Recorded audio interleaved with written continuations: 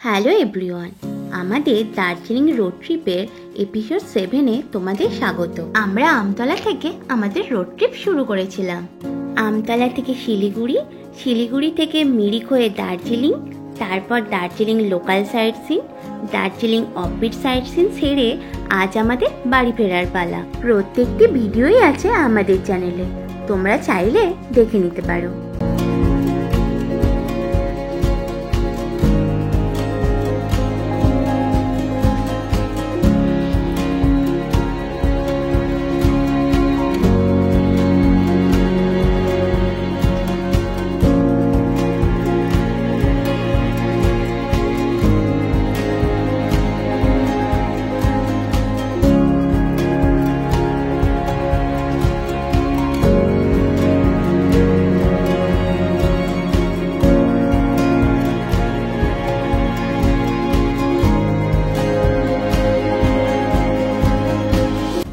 পাহাড় সবারই খুব আবেগের জায়গা।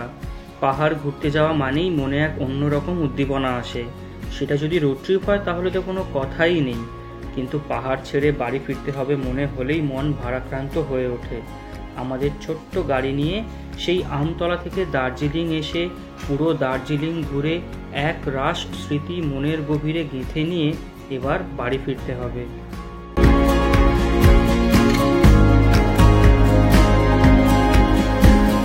রোড ট্রিপের লাস্ট দিনে সকাল সকাল ঘুম থেকে উঠে ফ্রেশ হয়ে এখন আমরা হিলকাট রোড ধরে এগিয়ে চলেছি কার্শিয়াং এর দিকে। ফিরবো পাংখাবাড়ি রোড দিয়ে।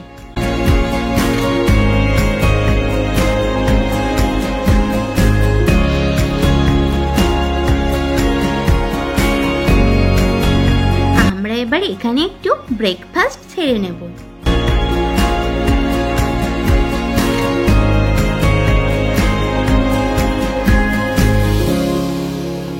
রেস্টুরেন্টের পেছন দিকে মেঘের আনাগোনা লেগেই চলেছে।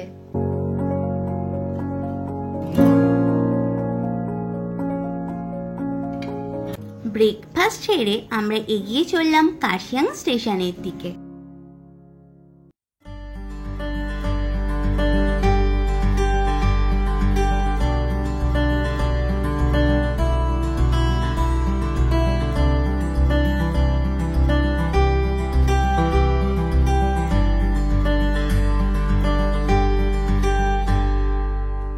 ফেরার পথে লাস্ট বারের মতো আবার দেখা হয়ে গেল টয় ট্রেনের সাথে।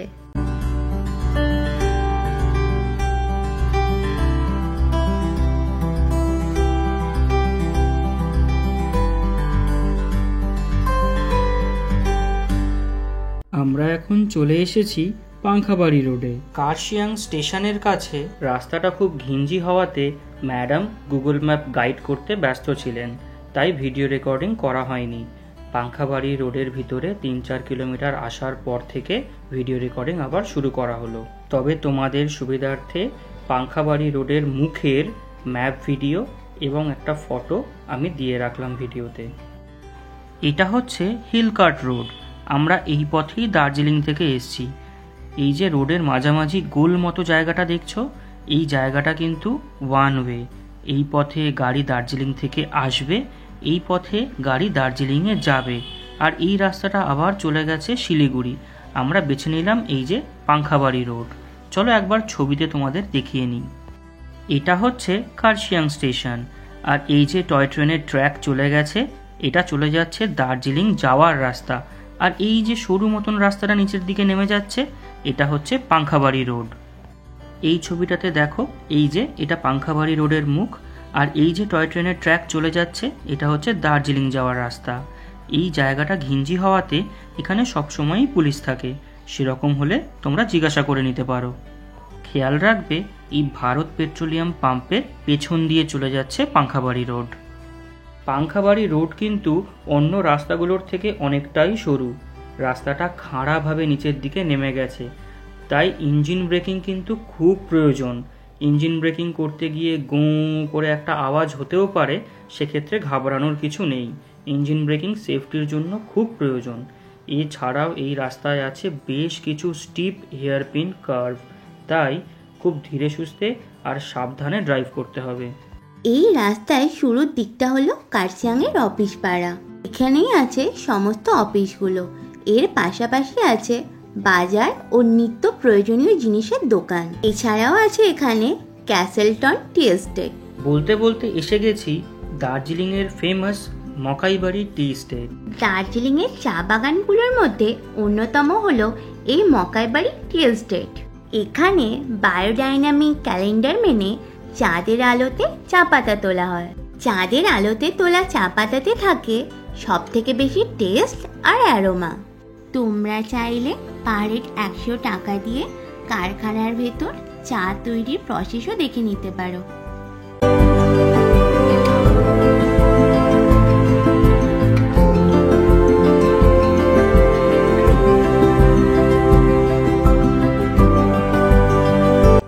এই যে টুপির মতো দেখতে জায়গাটা, এটা হলো ওদের ফ্যাক্টরি আউটলেট, কিন্তু চায়ের দাম মধ্যবিত্তদের নাগালের বাইরে। আমরা কিছু বক্স ঘেঁটে ঘুঁটে দেখলাম, যথাস্থানে রেখে দিয়ে এগিয়ে চললাম শিলিগুড়ির পথে।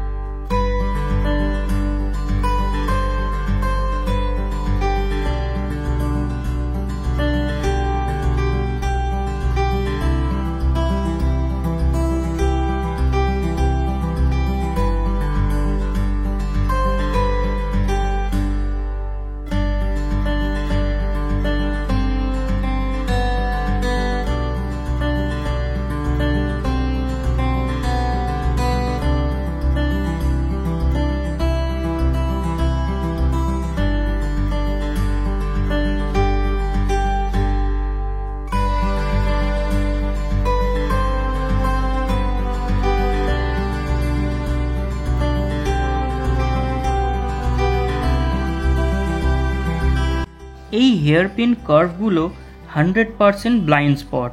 সেই জন্য এই যে দেখো ব্লাইন্ড স্পট মিরর বসানো রয়েছে। এই মিররে গাড়ির যাতায়াত খেয়াল রাখতে হবে, আর তার পাশাপাশি অবশ্যই হর্ন দিতে হবে।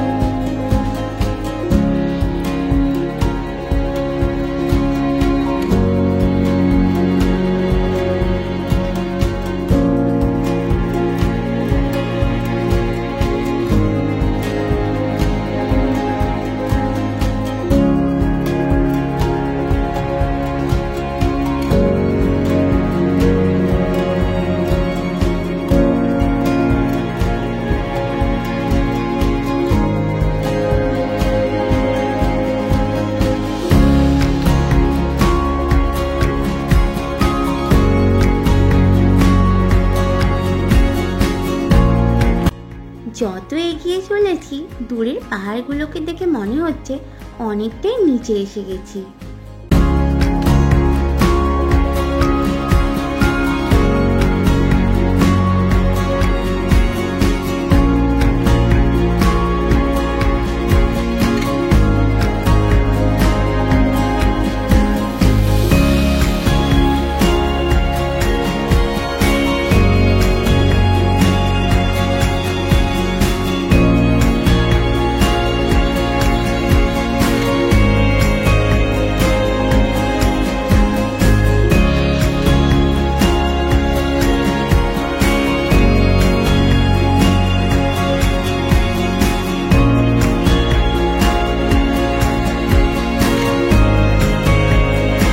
এই এই এই এ কি দেখেছ, বলতে বলতেই এক্ষুনি হয়েছিল।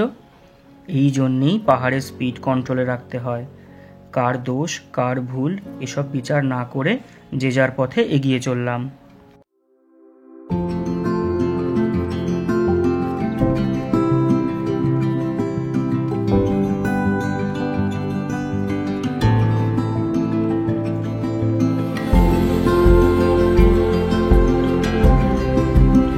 ওরে বাবা, এখানে তো দেখছি আবার অ্যাক্সিডেন্টও হয়ে গেছে।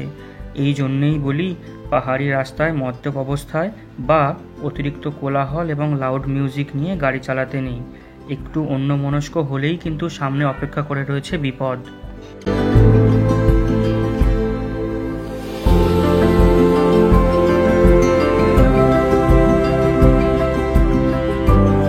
এই দেখো, গাড়িটার বাম্পার এখানে পড়ে রয়েছে।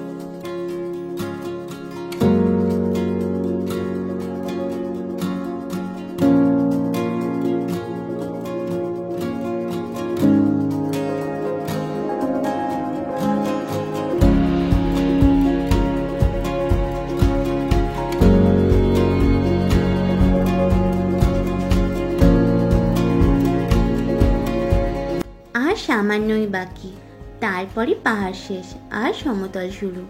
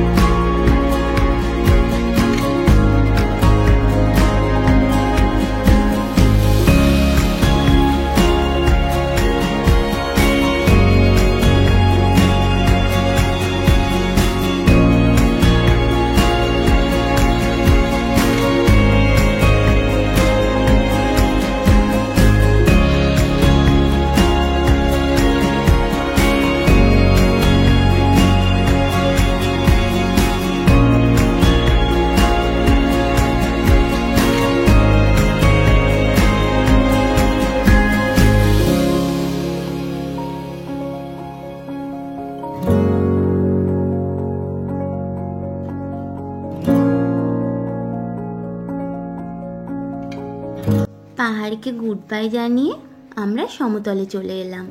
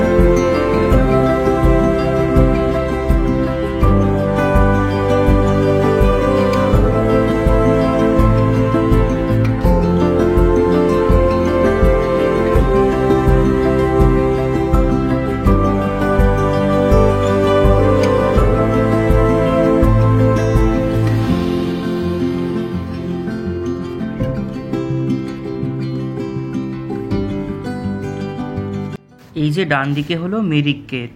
আমরা এই পথেই মিরিক হয়ে দার্জিলিং গেছিলাম।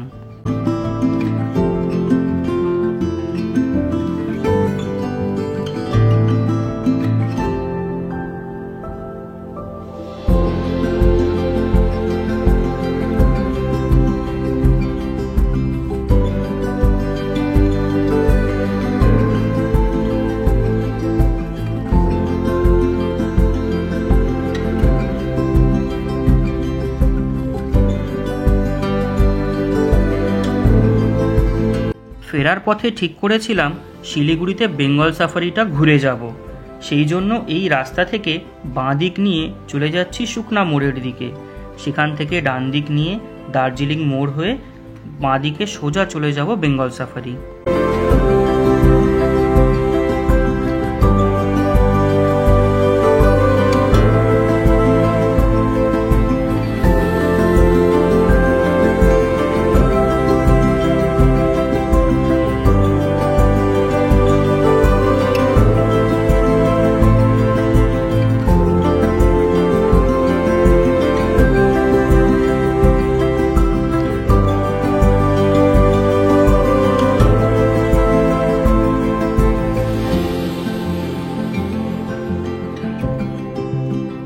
আমরা এখন এসে গেছি বেঙ্গল সাফারি।